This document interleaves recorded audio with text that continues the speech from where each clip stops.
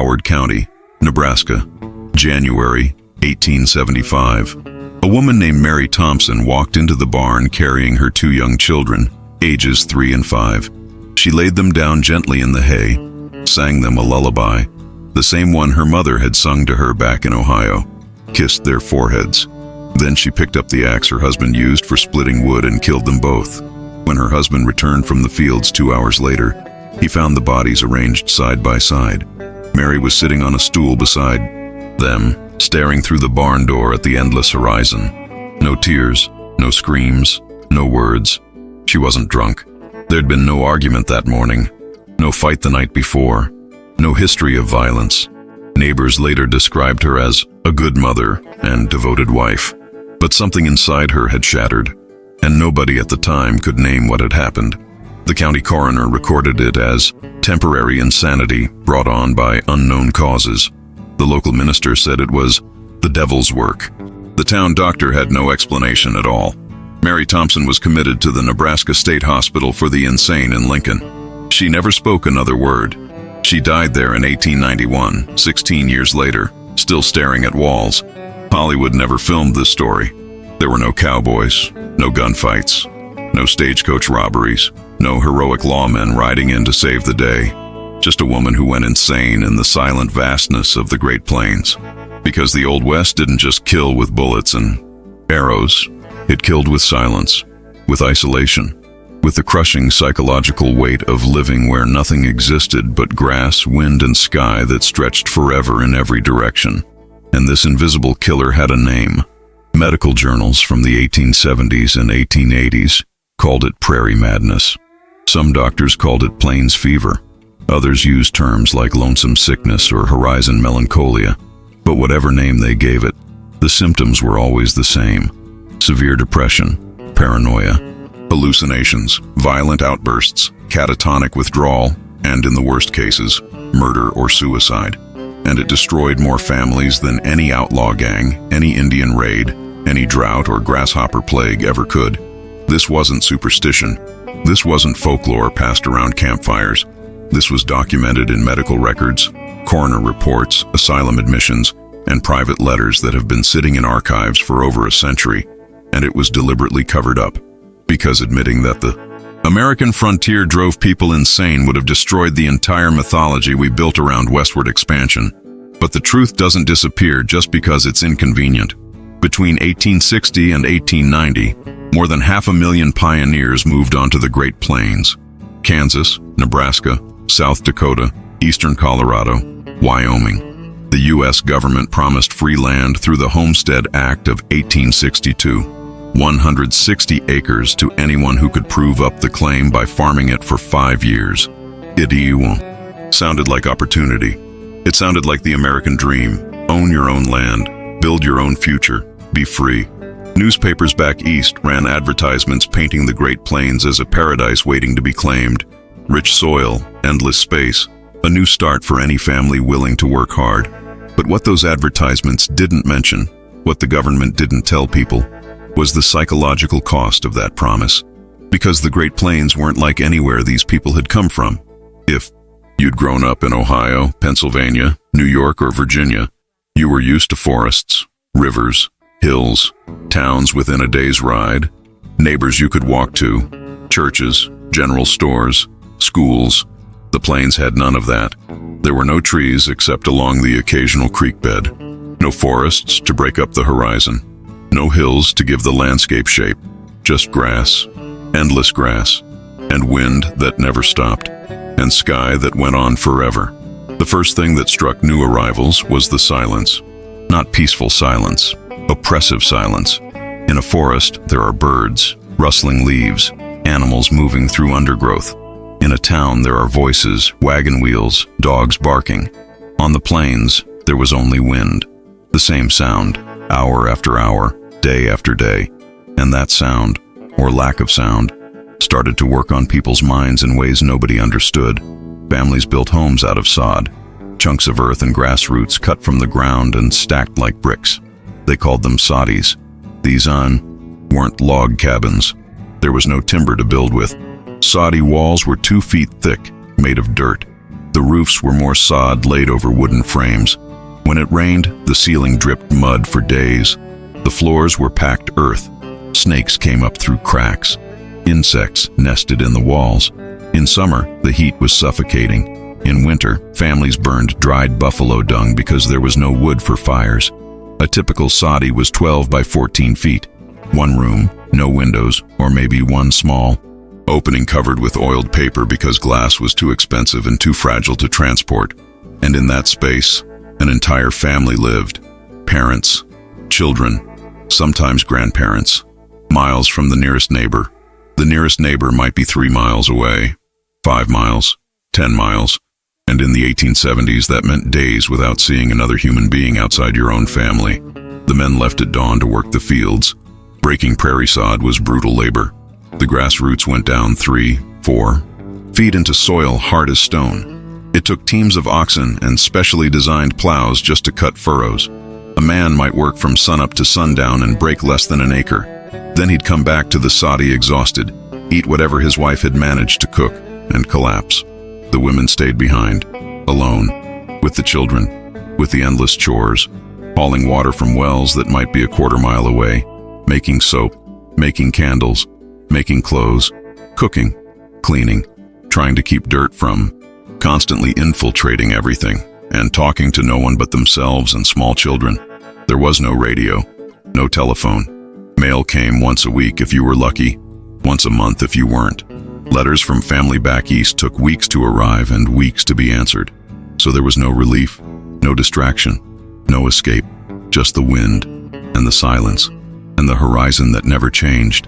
And that's what started breaking people. Doctors in frontier towns began seeing cases they couldn't explain.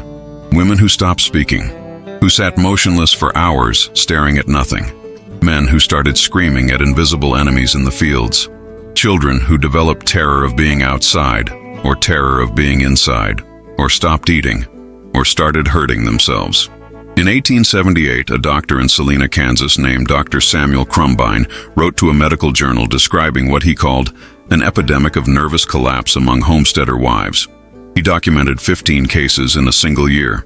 Women, aged 20 to 40, all previously healthy, all suddenly displaying symptoms of severe mental illness. One woman became convinced her children were demons and tried to drown them in a water trough. Another refused to let her husband touch her, screaming that he was made of dirt and would crumble. A third stopped sleeping and spent nights walking in circles around the soddy until she collapsed from exhaustion. Dr. Crumbine had no treatment to offer, no medicine, no therapy. He wrote, "I am convinced this condition arises from the unnatural isolation imposed by this environment, but I do not know how to cure what the land itself causes." Medical journals from the 1880s contain dozens of similar accounts. The term Prairie Madness appears in an 1887 edition of the Kansas Medical Journal. An 1889 article in the American Journal of Insanity, yes, that was a real publication, described it as a form of melancholia unique to the frontier, caused by lack of social stimulation and sensory monotony. But knowing the cause didn't help the victims, because the cure would have been simple: human contact, stimulation, social interaction, relief from isolation. But none of that was available, so people just endured, and that endurance killed them. The fatal mistake wasn't moving to the plains. The mistake was believing that human willpower could overcome what the human mind was never designed to handle. Today, we understand that prolonged sensory deprivation and social isolation cause measurable physical changes in brain chemistry. Studies on prisoners in solitary confinement show that after just a few weeks, people begin experiencing hallucinations, paranoia, severe depression, and cognitive decline. The pioneers on the Great Plains weren't in prison cells, but in many ways, their isolation was worse, because at least a prisoner knows there's a world outside the cell, knows that other people exist nearby. On the plains, you could stand on your roof and see nothing but emptiness in every direction. You could scream and know that no one would hear you. That knowledge that you were utterly, completely alone did something to the mind. But in 1870, doctors didn't understand brain chemistry. They didn't have concepts like clinical depression or PTSD or sensory deprivation psychosis. They thought mental illness was a moral failing. weakness of character, lack of faith. So when a woman told her husband she couldn't stand the silence anymore, he told her to pray harder. When a man told his wife he was hearing voices, she told him to stop being foolish. And when children showed signs of psychological distress, parents punished them for misbehaving. Because enduring hardship was a virtue, complaining was weakness. So families endured, and the pressure built. An 1883 letter from Dr. Edwin Stillwell in Junction City, Kansas, describes a case that haunted him for years. A woman, 29 years old, mother of 4, homesteader's wife, by all accounts, healthy and strong. One morning, she stopped recognizing her husband, looked at him like he was a stranger, called him the man who stole my husband, refused to let him near the children, said he was an imposter. Dr. Stillwell examined her, found no physical illness, no fever, no injury. But she was absolutely convinced, genuinely, completely convinced, that the man she'd been married to for 10 years was someone else. She never recovered. Spent the rest of her life in an asylum, still insisting her real husband would come for her someday. That's what isolation did. It didn't just make people sad. It broke their grip on reality. Another case, documented in South Dakota territorial records from 1878. A homesteader named Jacob Helm started digging tunnels under his property. Said there were voices beneath the ground, voices of people trapped underground who needed his help. He dug for 3 months straight, barely ate, barely slept. His wife begged him to stop. His neighbors tried to reason with him. He kept digging. They found him dead in one of his tunnels in November, collapsed from exhaustion and starvation. The tunnels went nowhere, just random holes in the earth. There were women who developed agoraphobia so severe they refused to leave the soddy even to use the outhouse, who covered the windows with blankets because seeing the horizon triggered panic attacks. There were men who became convinced their neighbors were plotting against them and started sleeping with loaded rifles. There were children who stopped speaking entirely, or who developed compulsive behaviors like pulling out their own hair or scratching at their skin until it bled. And the worst part, the part that made this so dangerous, was that many of these people showed no warning signs until the day they snapped. A diary recovered from a homestead near Kearney, Nebraska, belonged to a woman named Abigail Carson. The entries from 1880 and early 1881 are completely normal. Weather observations, daily chores, mentions of her husband and 2 daughters, ordinary life. Then, in March 1881, the tone shifts. The wind is constant. I cannot think over the sound of it. Even when it stops, I still hear it. A week later, I tried to speak to James today, but my voice sounded strange, like it wasn't mine. I'm not sure it came out of my mouth at all. 3 days later, I think I am disappearing. The sky is too big. It's erasing me. That was the last entry.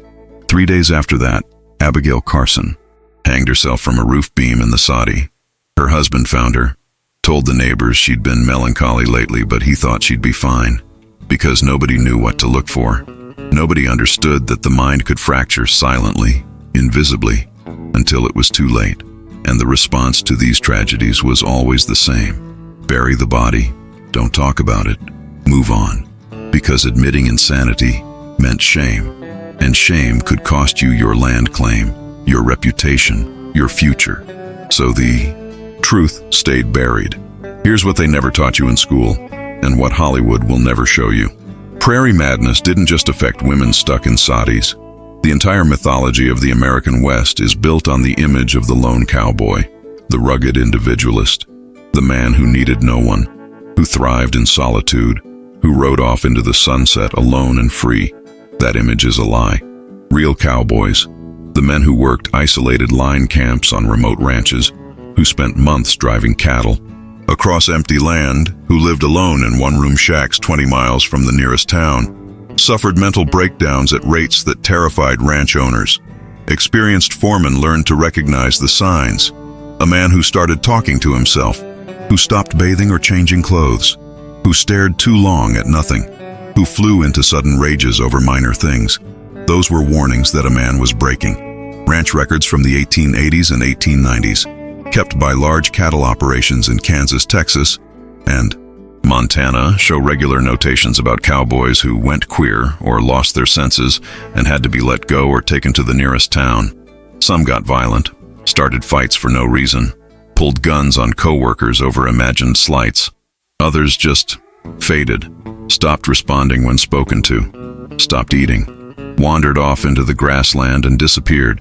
Hospital records from the Kansas State Insane Asylum in Osawatomie showed dozens of admissions between 1872 and 1895 of men described as ranch workers, drovers, or cowboys suffering from isolation psychosis, prairie dementia, or violent mania of unknown origin. Most were men between ages 20 and 40, previously healthy, no prior history of mental illness. Now they were in restraints, in cells, some chained to walls because they'd become too dangerous to handle. And the medical treatment available? None. Asylums in the 1880s weren't hospitals. They were warehouses for people society didn't know what to do with. Patients were locked in cells, fed minimal rations, hosed down occasionally, left to deteriorate.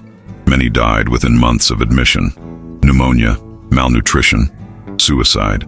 Some lasted years, slowly losing what remained of their minds in isolation even more complete than what had broken them in the first place. But there's something even darker that almost nobody discusses. Children. Children raised in extreme isolation on the plains also showed signs of severe psychological damage. An 1884 report from a traveling Methodist minister named Reverend Thomas Hadley described visiting homesteads across Nebraska and Kansas.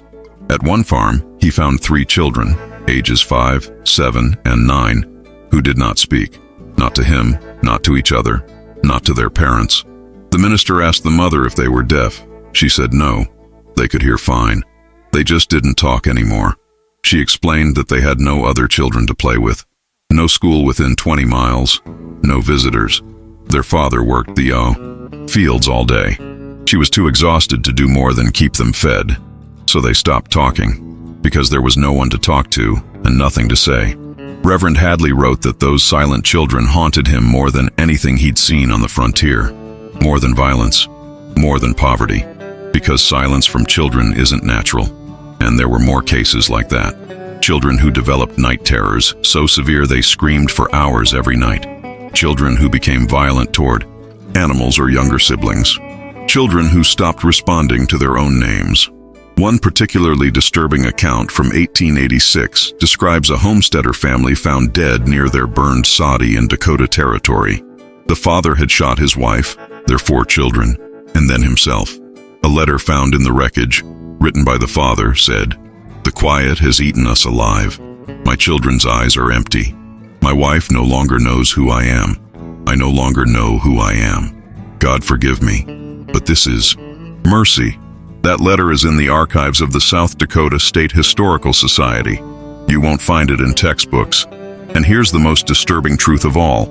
Most cases of Prairie Madness were never officially recorded, because there was no law requiring it. No central reporting, no accountability. When someone died from suicide or homicide on an isolated homestead, the family often just buried the body on the property, marked it with a simple wooden cross, told neighbors it was illness or accident, because admitting insanity meant losing everything.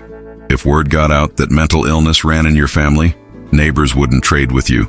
Your daughters wouldn't find husbands, your sons wouldn't find work, and if you were still trying to prove up a homestead claim, the government could decide you were unfit and revoke your deed.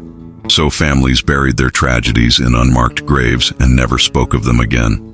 Historians estimate that for every documented case of Prairie Madness, there were 10 to 20 that went unreported, which means thousands of people lost their sanity on the Great Plains, and we erased them from history, because admitting that westward expansion drove people insane would destroy the national mythology we built around manifest destiny, pioneer spirit, and American exceptionalism. So Hollywood gave you John Wayne and Clint Eastwood, strong, silent men who thrived in isolation, but the real men who lived that life often ended up in chains, in asylums, screaming at walls, and nobody wanted to make a movie about that.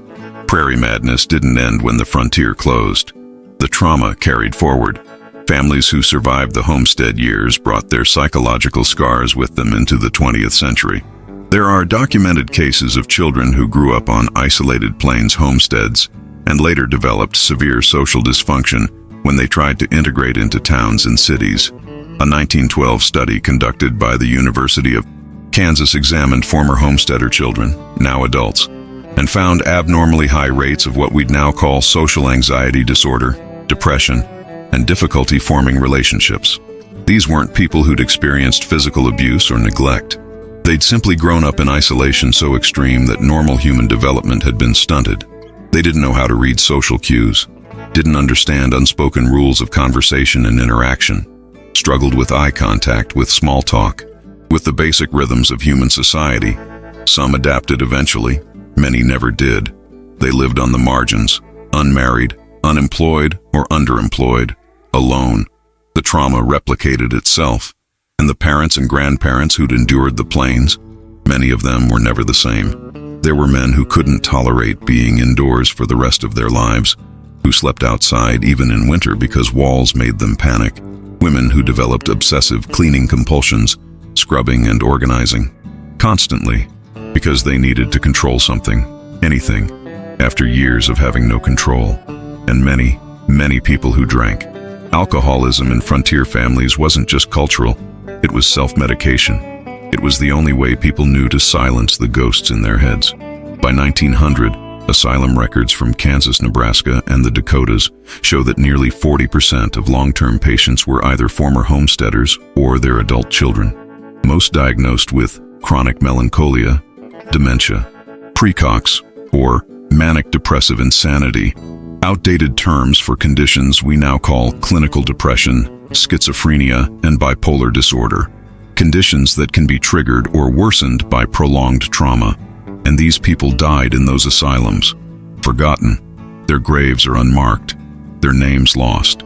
But here's what most people don't realize. The psychological damage caused by Prairie Madness is identical to what we see in modern trauma survivors. Soldiers returning from combat zones describe the same symptoms the pioneers experienced: emotional numbness, hypervigilance, flashbacks, dissociation, difficulty reconnecting with loved ones. Because trauma doesn't care about the century, doesn't care whether it's caused by war or isolation. The human brain responds the same way when it's pushed beyond what it can endure. In the 1870s, we called it Prairie Madness. In the 1920s, we called it shell shock. In the 1970s, we called it PTSD. But it's all the same thing. The mind breaking under unbearable pressure. The difference is that we finally started acknowledging it, started treating it, started admitting that some environments destroy people no matter how strong they are. But for the pioneers, that acknowledgement came too late. They endured, they broke, they died, and we built a nation on top of their suffering and called it progress. So the next time you watch a Western and see a family standing proudly in front of their little house on the prairie, smiling at the camera with the endless horizon behind them, remember Mary Thompson, who killed her children and then spent 16 years staring at asylum walls without speaking. Remember Jacob Helm, who died alone in a tunnel he dug to reach voices that didn't exist. Remember Abigail Carson, who wrote that the sky was erasing her, and 3 days later hanged herself. Remember the 3 children who stopped speaking because there was no one to talk to. Remember the father who shot his family and called it mercy. Because Prairie Madness wasn't rare, it was an epidemic. And America built its westward expansion on the broken minds of people who were told that endurance was virtue, that complaining was weakness, that mental collapse was shame. Hollywood sold you the myth of the rugged individual who thrived in isolation. But the truth is buried in unmarked graves scattered across Kansas, Nebraska, the Dakotas. In asylum records no one reads anymore. In letters and diaries that were burned or thrown away because families didn't want anyone to know. The frontier didn't make people stronger, it broke them. And maybe it's time we stopped pretending otherwise. Because the past doesn't disappear just because we built a legend over it. It's still there, waiting to be remembered.